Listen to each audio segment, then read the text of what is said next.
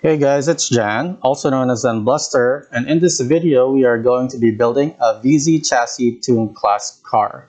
And if you'd like to buy this car, I'm actually going to list it at dxnprovisions.com. It's going to be for sale over there. It's going to include some mass damper stickers and some DXN Provision stickers as well. And I'm going to go ahead and break in the motor as well. So if you'd like to buy a car that's already pre-built and 100% original Tamiya parts, you can go and visit dxnprovisions.com. Now, let's move on with the show. Alright, so let's go through the parts. Item number 18094, the Neo VQS. This is going to be the base chassis that we're going to be building from. Item number 95555, purple aluminum lock nuts. It's just going to be lighter if you use aluminum lock nuts. Next is 15484, Torque Tune 2, generally the best tuned motor. Item number 94389, 620 ball bearings. We're going to use this for the counter gear. Next is 15519, HD bearings for the axles. Next is item number 95347, 17mm plastic rings, red. We're going to use that as a stabilizer. 95513, the 6-spoke rear rollers. 95539, HG lightweight purple. 95541, tapered aluminum rollers. Next is item number 15242, Super XFRP. It's going to be for the rear underguard. Next is 154592 for the AR side damper set. Next is 15205, hollow propeller shaft, the 1.4. Next is the 15297, hollow drive shafts. You're only going to need one set in this video. Next is 95133, rear carbon brakes. Next is 15499. It's going to be the rear roller mount. This is going to be actuating. And then next is 95131, roller mount for the front and also going to be used as the front brake as well. Next is 95323, gonna be the super hard medium tires. It's gonna be mounted backwards in the wheel, and the wheel is also gonna be backwards. Item number 15358, thin type wheels. Next is 15400, fluorine coated ribbed shaft. It's gonna be good, make it straight for transmission.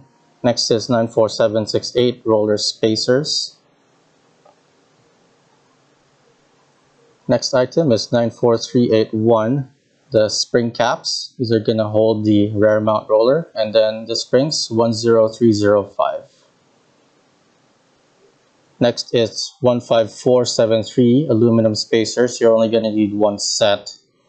Next part is 15454, cap screws, 30 and 25. Next is item number 15527, countersunk screws. These are the short set. And lastly, 15510, countersunk screws. These are the long set. Okay, so we are going to start by building the VZ chassis itself. Should be pretty self-explanatory. The only key thing that we're doing is that we are going to be keeping the front bumper installed on the chassis. We're just going to use it for extra rigidity at the front, and that's why we keep it there. Next step, we are going to be cleaning our bearings, the HG round hole ball bearings, and then all the rollers as well. The 620 is going to be cleaned separately. It has some issues with the plastic race that's inside, and if you actually clean it essentially in the Ronsonol bottle like this, you might have the cover come off, so you want to clean that separately in a different step. Okay, so now we are going to be cleaning the 72mm hollow drive shafts, just to make sure that there's no dirt, because sometimes if you actually keep the shaft dirty when you install it into the wheel, you might have some problems with the wheel sliding off later. So this just prevents that from happening as well. And now we are also going to be checking how straight the shafts are This is going to minimize the power loss, so we're using the Enomoto tool. And generally I like to buy 2 sets just to make sure that I have 2 sets that's complete, or at least 1 set. So this time I got lucky and 1 set was enough. And now we are going to be working on the fin type medium diameter wheels. These are going to be pierced and they're going to be installed backwards, just so that they're going to be less likely for the tires to come off. And then also when you mount it backwards, it allows you to sort of flatten the way that the tires are going to be contacting the surface of the track. Now we're going to be using the Object 324 wheel piercer. You might be able to find this somewhere on the internet. This is basically one of my favorite tools in my tool set. It allows you to pierce the wheel so you could use longer shafts. So here we're using a 2.1mm drill bit, and that basically just drills through the bore at the front of the wheel essentially. And basically you just pop it, turn it on, and then pull it, and I mean push it as well first and then pull it, and you can see it's a fairly quick process essentially. You should have no problems when you're pushing the drill in. It should be fairly quick. And once you feel it stop at the pin, because the pin is going to be holding the other side of the bore in the shaft, it's going to stop, and then once you feel that stop, pull it and then turn it off. So you might want to make sure that you turn it off before you pull it up, because if you pull it up as you turn it off, you might randomly drill into the actual wheel piercer itself, and you don't want to damage the aluminum wheel piercer, because you know these are gonna be pretty pricey tools and you don't want to have to reorder a new tool. So just getting it done properly is going to save you lots of time later on, and also some headache as well. Next, we're going to be installing the super hard tires, and these should be pretty easy to install, but you just want to make sure that when you're cutting them off of the rubber sprue, essentially just to cut as close as possible to the actual meeting point of the sprue and the actual tire itself, just to minimize the little divot that's on the tire. And that can mean essentially like a better transmission, because you know, like a very weird divot is going to slow down your car.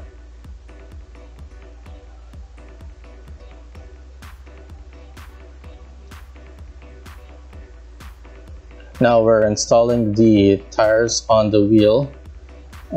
Basically, as you can see, the tire is inserted backwards onto the wheel.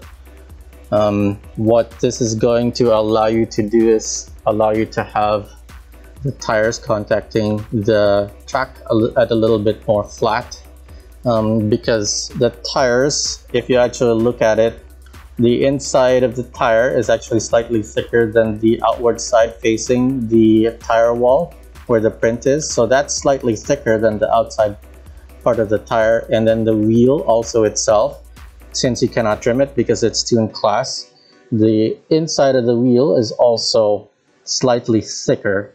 So pushing it in the other way actually makes the contact patch of the tire and the wheel much flatter than if you had it normally when you actually install it in a more orthodox way. Now we are going to install the shaft onto the wheel. Just make sure to key it in to hex before you actually start popping it in. Now we are using the wheel installer. This is one of my favorite tools as well, the Aromax wheel installer. I don't know if you guys are still going to be able to find this somewhere on the internet, but it makes it easier to install the shafts. It prevents you from bending it. And as you can see, a straight shaft and a straight wheel is going to make this. It looks like it's pretty straight. Now we're just going to go ahead and install the other shaft onto the other wheel. Basically do the same thing. Put the shaft in, key it in, make sure that it's keyed into the hex correctly. And then after you've done that, hammer it in and then push it in with the wheel installer. That's going to allow you to prevent yourself from actually bending the shaft using the wheel installer like this. So yeah, go ahead and see if you could find one of those for yourself as well. You can see another straight shaft and another straight wheel. Generally, if you pierce correctly, the wheel is going to be pretty straight as well. Alright, so on this step we are going to start installing some of the bearings onto the transmission, namely the 620 bearing. We're going to be fitting this one particular on the counter gear, checking the fit, and it looks like the fit is going to allow me to put the 620 with a roller spacer mounted inside of the bore. So if you look closely, what I'm going to do is install the fluorine coated shaft onto the counter gear, and then of course the 620 bearing is going to be installed there as well. But I'm going to be using a roller spacer to actually prevent the counter gear from shaking back and forth, because what happens when you have that counter gear shaking back and forth, you're going to have a little bit of loss on the transmission. So we're going to go ahead and install it now, and that's going to prevent that counter gear from shaking, you know, in a lateral motion. And when you do that, that's going to prevent the transmission from losing some power because of the extra slop on the transmission. So doing this is going to help you prevent that from happening. So alright, so we're going to test the fit, make sure that it's still spinning pretty loosely. And this is, as you can see, kind of the effect of the 620 not being cleaned yet. So the problem with the 620 is it does have that plastic brace. At least the newer 620s have that plastic brace, so you cannot really take out the plastic cover, because if you do, the plastic brace will just fall out and you'll essentially damage the bearing, and that'll allow you to essentially remove the grease. So in the next step, we are going to be cleaning the bearing, but now we are installing the propeller shaft. We are going to adjust the length of the propeller shaft to make sure that it isn't going to be loose. If it's loose, like I said, the same thing is going to be the issue for the propeller shaft. If you don't adjust it and it's pretty loose on the position that's going to be sitting in, it's going to be losing power for your transmission as well. So at this step, we are trying to move the pinions inward on the shaft so that it's going to be slightly tighter where it's sitting. Once you adjust that so it's slightly tighter, it's going to prevent some transmission power loss. So we're going to go ahead and take a look at it slightly closer. So you can see it's in there. There's still a little bit of room. It's not too tight, but it's not too loose now. So essentially the pinions are going to be slightly inward on the shafts. And what that's going to allow you to do is have a little bit of a better transmission as well. So in this step, we are going to go ahead and clean the AO620. We used a little bit of power shot, essentially, basically like an electronic cleaner. This helps to remove some of the grease that's inside of the bearing. And if you see that the grease is still a little bit too sticky, you could do slightly a little bit. What I did was just put a little bit of the bearing inside of the Roncinol, just a little bit, not too much, because if you oversaturate it and remove too much grease, then you know what could happen is the covers could come off and you don't want to ruin the bearing. So this basically just removes a little bit of the grease so that it's not too sticky, because this is going to be like the slow point of your transmission. And sadly, you know, it's really hard to find the old 620s now. All right, so at this step, we are going to be cleaning the bearing again, making sure that it's set. There you go. Bearings for the shafts on the axle, essentially for the drivetrain. Now we are just breaking in the bearings slightly. We're going to be doing this on all 4 of the bearings, and of course that's going to allow you to have a much smoother transmission. So the HG bearings are pretty good, and if it was cost effective for me to go buy an extra set of the HG bearings, I would have done that, but buying another set was going to be a little bit unnecessary, and just going to add an additional, $15 to the cost of the build, when you can just buy one set of the AO620s and then use that for the counter. But nowadays I'd rather use the HG bearings if I could help it, but really I only had like 2 sets that were available to me, so I'll keep that there. Alright, so now we are going to start installing the wheels onto the chassis. So we are using these roller spacers, and they're going to be mounted in reverse on the wheel. There you go. And then now the HG bearings are installed there as well. We're going to push it in from one side of the chassis to the other side. There you go, through the crown gear. And then we're going to be using the exact same method on the back part of the chassis through the crown gear, and then we're also going to push it through the spur, of course. And then we are going to be installing some motor spacers, and we're going to go ahead and take a quick look at that. So there you go. You can get this from pretty much any motor. This comes at the end of the commutator. I like to put 1, sometimes 2, depending on the fit. On this one, I just put 1 on the spur, and then also 1 on the front crown gear as well. This allows the spur gear and the front counter gear to not wobble in place as much. This is going to prevent some transmission loss as well. So it's also installed on the front counter as well. The front crown gear, I mean. So now we put the bearing inside. Now we are just going to install the wheels, and as a trick, if you want to prevent one of your shafts from sliding out, you could put a pinion on the shaft. That's what I'm going to do right now, and that holds the shaft in place. So here we're putting the roller spacer before the wheel, making sure to key it as you push it in, and then we are going to be using the wheel installer as well. So basically when you're doing this, you just want to make sure that you're going slowly, and then you are pressing on the shaft, because if you're pressing on the shaft, you're more likely to press it in at a straight manner compared to if you are pressing the wheel. Sometimes the wheel would slip, and you don't want that to happen. So basically what I'm doing here is I'm just readjusting how centered the shaft is on both of the wheels.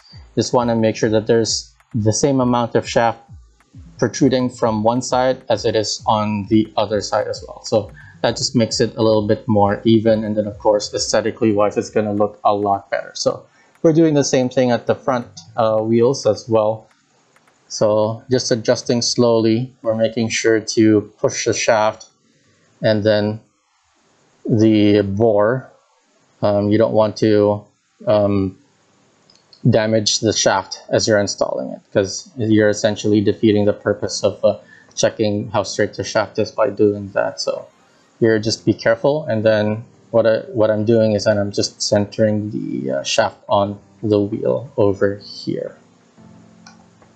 And as you can see, the transmission is actually already pretty good, and we haven't really done anything other than just install the shafts and the wheels. And this is no break-in yet, and no grease yet. So that's essentially going to be the next step. We're going to be installing some grease. The HG Cera grease, that's ceramic grease, boron nitride. This might be a little bit hard to find for some people. I ended up having to find this in Japan, so it's up to you. It doesn't matter what grease you use, as long as it's in pretty good shape. You don't want it to be too thick. This one is a fairly light grease, so just installing it is going to be pretty good. The grease is there to help prolong the life of the gears, and since it's going to be sent to somebody else and gonna be used for you know, them for racing. It's up to them what to do, but if it's going to go to someone else, I'd rather put some grease there. And we're doing the same thing on the pinion of the motor as well. And we're installing it. And we're putting some more grease as well. This is now specifically for the crown gear. And then we're actually oiling the shaft of the counter gear, and we're installing that. So we're gonna go ahead and pop that in, check to see how tight it is, and basically slightly start breaking it in with a little bit of power on the motor. So now we're closing it up, and we're gonna be setting that aside to be able to break that in later. So now we are going to start countersinking. So this is going to be for the front underguard plate. So pretty simple. I'm using a Proxxon tool. We're going to be countersinking those 4 holes that I'm pointing at right now. And I have a bit stopper, allows me to control how deep I countersink. So this is another tool that I found in Japan. So I ended up getting it from Force Labo, if I remember correctly. It depends on where you are. There's other countries that actually have you know, this stuff pretty readily available, so you don't have to go there directly. I think in some other countries you could probably get this and have it made, or you could probably find somebody who can probably order this for you. So it just makes it easier for you to control your countersinking whenever you're doing this. So basically just go slightly, don't go too deep. Sometimes you could damage the plate when you do this, because you could overheat the carbon, and then that could cause it to flake and of course like come apart, and that's not what you want at all. So just go slow, and then just go bit by bit, and then after that you can see the results. So those are 4 very well done in terms of countersinking as well. So we're gonna go ahead and set that aside, and then we're gonna move on to the next part, which is the Super X plate, and that's going to be countersunk. And we're going to be countersinking 2 holes, that hole right there and that other hole. FRP is going to be much softer as a material to work with, so be even more gentle when you're using the countersinking bit. Go even slower, just bit by bit. You don't want to damage the FRP.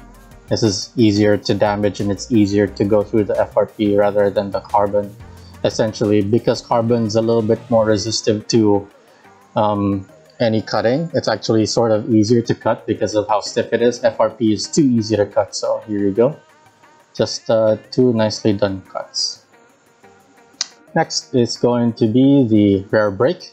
We just need to countersink 2 spots, and that's at the end of the brake on the other side. So we're gonna go ahead and point that out to you now. Essentially the same part right there, that hole and that other hole is going to be countersunk. That's going to be the mass damper mounts. So just go slowly, and just be careful again. Same steps. You don't want to overdo it.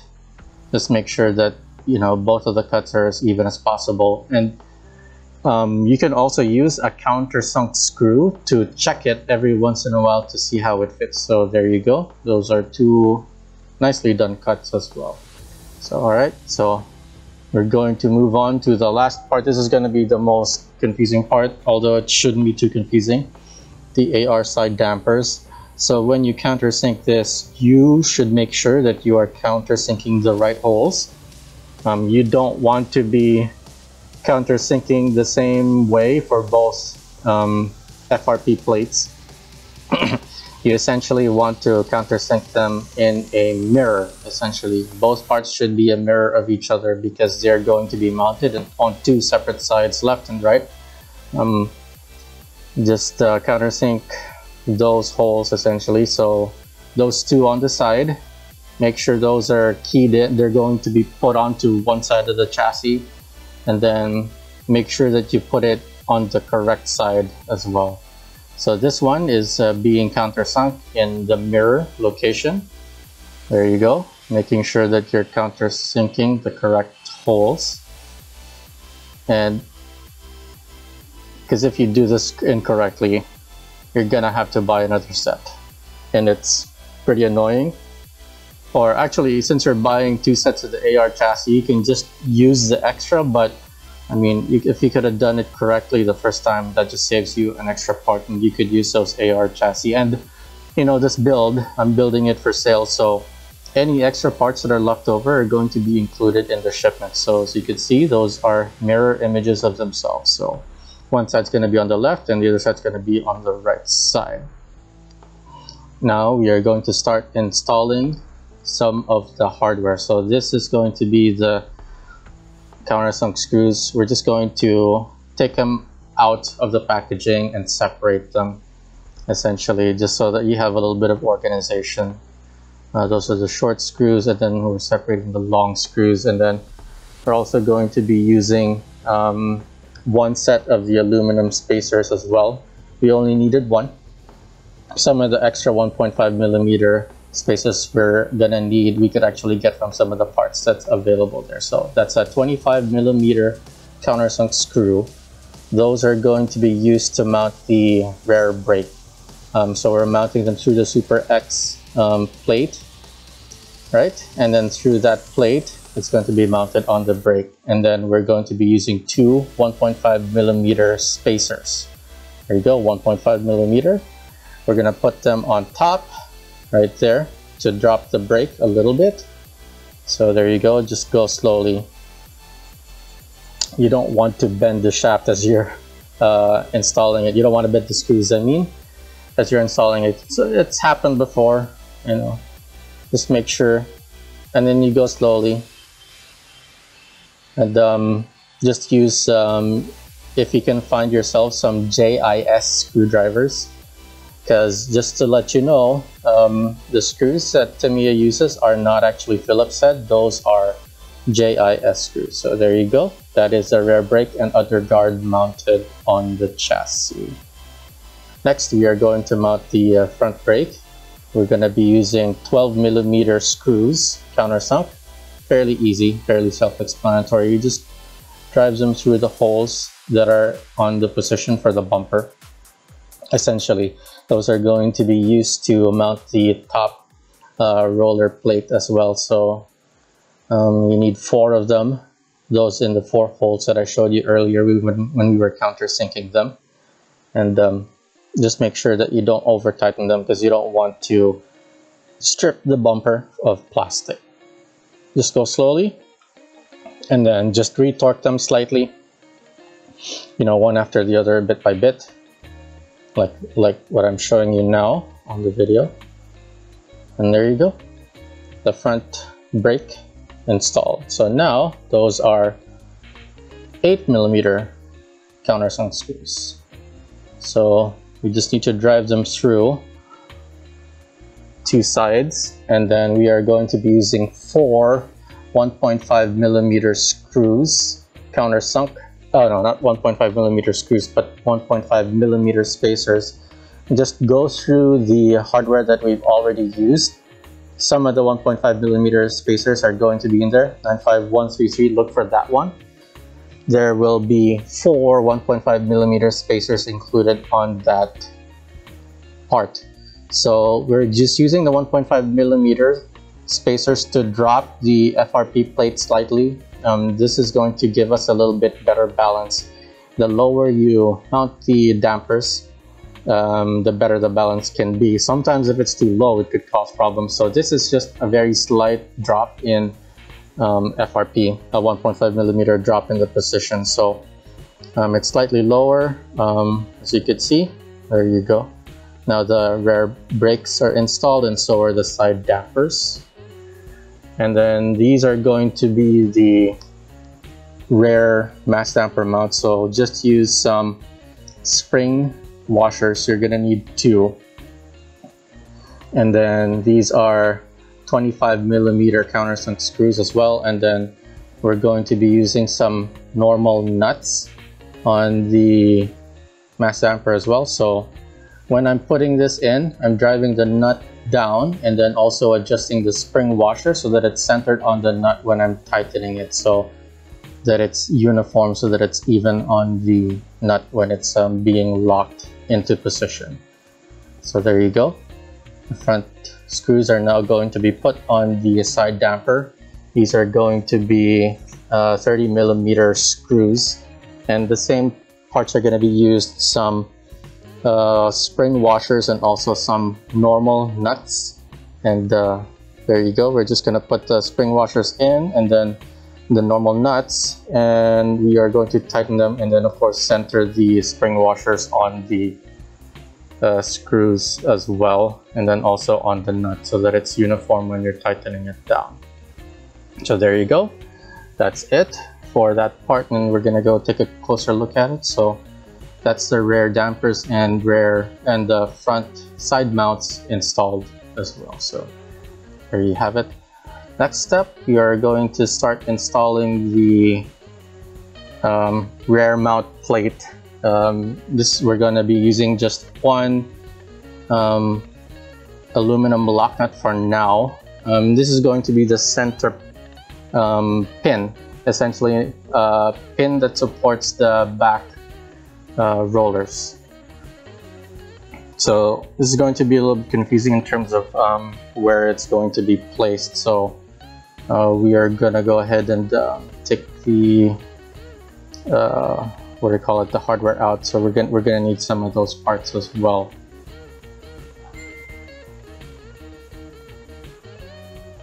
So here we picked up 2 spring washers. We just needed to be able to lock those that pin down. So here I'll show you 6mm spacer and a 1.5mm spacer. There you go. And then we're going to need, if I recall correctly, 15mm screw countersunk. And then we're going to be using the 2 spring washers. So you put the 6mm spacer in, and then the spring washer. And then after that, the 1.5mm spacer, and then the spring washer. Now we are going to put that through the center hole and then lock that with the aluminum lock nut. And then of course, like I said before, center the spring washer to make sure that it's not out of position when you're tightening it down. And there you go. That's what it's going to be doing. It's going to be supporting the plate. And this plate is going to be actuating, essentially like an anti-catch. So this can essentially help you recover if you kind of have like a chance of catching. So now we are going to be cleaning the rollers, just a necessary step, or taking them out and then breaking them in. So we take them out of the jar and then we run them on a car and then just spin it. You know, it's up to you for how long you want to do it, about maybe 1-2 minutes, and it's up to you if you want to do it a little bit longer. So this is me breaking in the tapered screw, the tapered roller, I mean, and then over there just rolling it through the wheels. And then we're going to be doing the same thing for the 6-spoke plastic ring rollers. Doing the same thing. And then we are going to be breaking it in as well.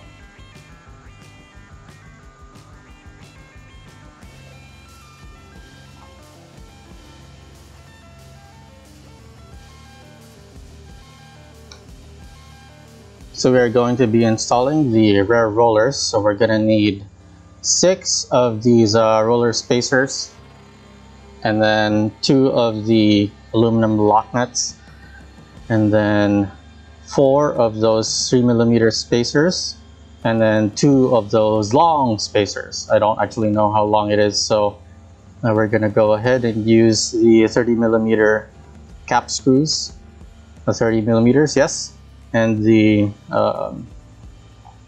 process should be fairly simple. So we'll go through it step by step so there's no confusion. So we're going to be using the 30mm screw. We'll push the tapered screw there, the tapered roller, and then we're going to be using a roller spacer on top, and then the 3mm spacer After that, we're going to drive it through the 19mm hole, and then the long spacer, and then we are going to be using a 3mm spacer, and then the roller spacer, and then the top roller, and then the roller spacer, and then the lock nut.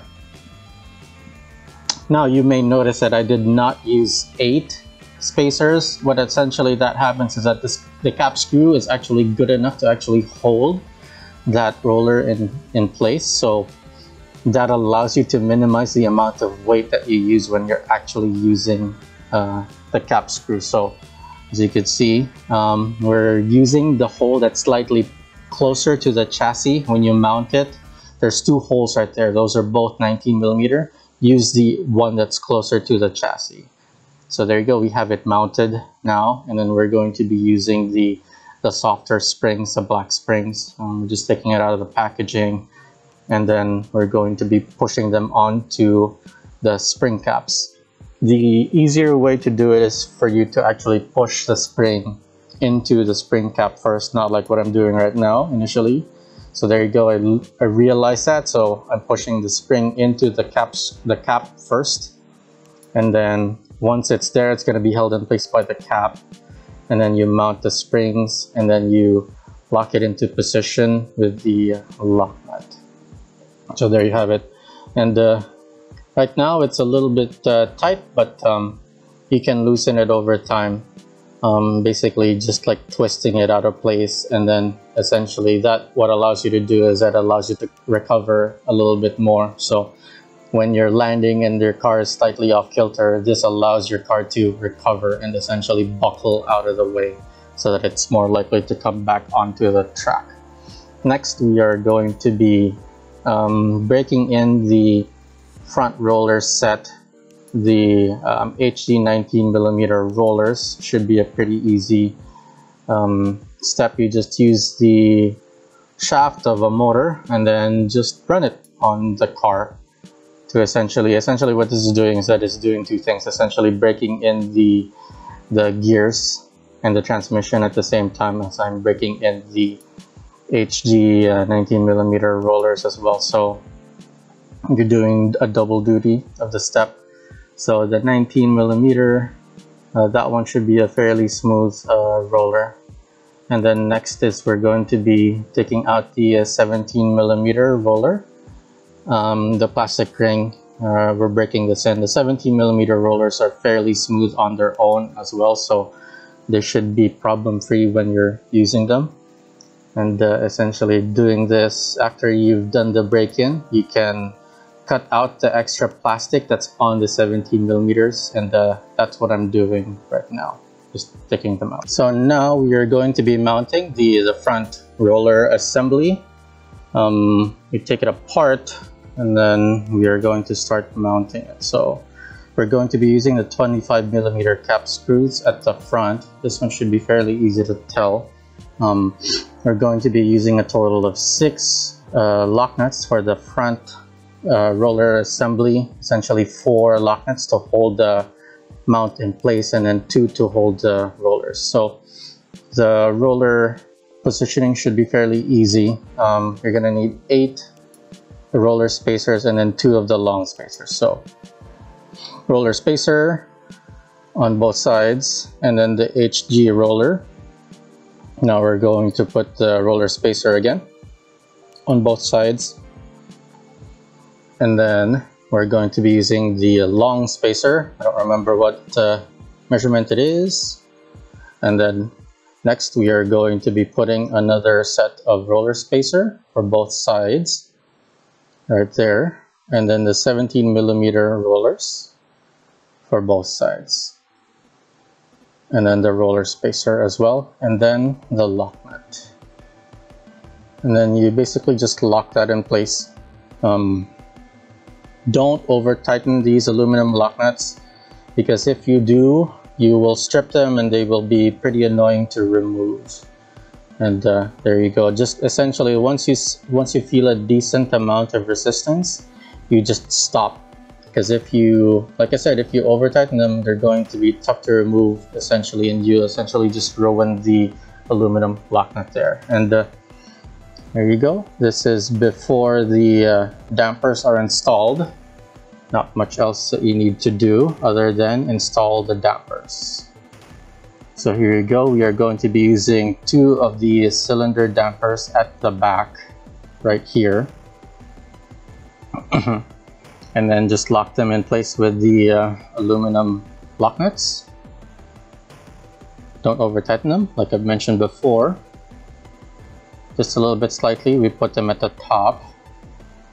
And then we do a combination of the cylinder dampers and then the bowl shaped dampers. So we put the cylinder down first and then the bowl shape, and then we lock them in place with the aluminum lock nuts. You just put the lock nut all the way at the top of the 30mm screw, and that's pretty much it. So we're going to take a closer look at the build, and that's it, guys. Pretty much that's the end of the build, and we are going to go and just do a quick spin around just so that you could see. And just to remind you, if you are looking to go buy this car, this chassis, essentially the batteries aren't included. So we're going to go test the balance. Pretty solid, as you can see. And then we're going to go ahead and listen to the transmission. So there you go. We didn't use oil on this transmission, so it's not going to be super quiet, but the grease is used there so that it's a little bit more durable. And there you have it, guys. This has been my build of the VZ chassis. If you would like to buy this chassis to support the channel, it's going to be listed at dxnprovisions.com. It's going to be in there, and it's going to be available for everybody to look at it. If you want to go buy it, it's going to be listed at $275. The price is going to be a little bit steeper. Parts are coming from America, so I'm actually paying much of a premium compared to, you know, if you're buying the parts from Asia and then you're building it at Asia. And then of course there's a time that I put into it too, and then at least when you're buying it from me and from DXN Provisions, you're guaranteed that these are 100% original Tamiya parts. And essentially you've also at least bought into supporting the channel as well. It's always been fun, and I've always liked building these, and at least now I can share a build at the same time as offer you guys something that at least you could buy. If you'd like to watch more videos like this, please like, subscribe, and share. And thanks for watching. Go race.